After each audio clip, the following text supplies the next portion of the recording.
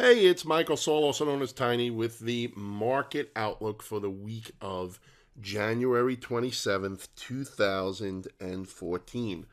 So let's take a look at what happened last week. It was a brief week, only 4 trading days because of the Martin Luther King holiday.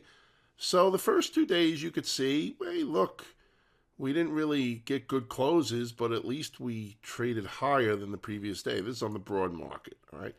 Then Thursday, we got a pretty decent sell off, but a nice bounce into the close. And then Friday, the wheels just came off. We broke through the 50-day moving average. This is, basis the S&P 500 again, but we'll look at the other indexes too. And a trend line that started back here in November.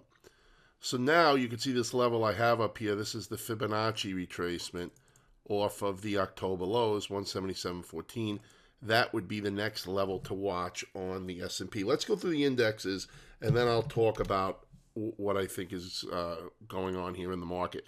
So the NASDAQ showed good relative strength. It did close below the short-term moving averages, but as you can see, it is still making higher lows.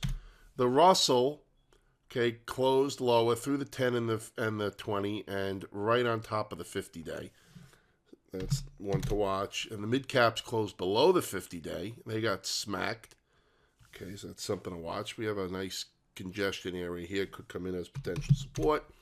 And then you have the diamonds, which have been acting like crap, and they lost the 50-day moving average and closed at support, which is the low of the prior breakout candle. This candle broke us out of this consolidation, so this is now support. So let's talk about what I am looking at overall in the market.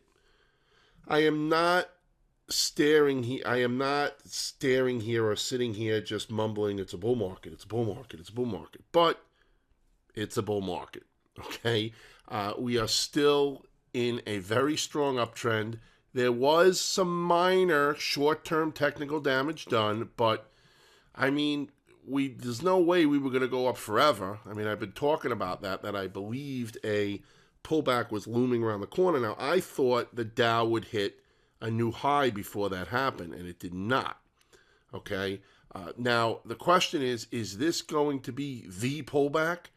Because a lot of people think, oh, this is it. That's it. The highs are in. But I bring you back to 2013 here, and you see the size of this pullback, and from there we went to new highs, and you see the size of this pullback or this pullback. All right, so this is not that big of a deal here. We could go 4 times what we went on Friday, okay? Or, I'm sorry, since the highs, not just on Friday. We could go, whatever this is, right? We could go 16, 17%. And on the monthly chart, still be in a pullback from highs, okay, and still hold the last major resistance, the 2007 highs, okay, which old resistance becomes support. We could, I'm not saying we're gonna, but you have to really look at this, okay, from a bigger picture view. Now, on the short term, here's what I'm looking at for this week. We are very stretched and oversold here. I think we're going to get a bounce at the beginning of the week. Now, I don't know how big that bounce is going to be. I don't know if we just, okay, that's it. A couple of days later, we're at new highs and it was all a memory.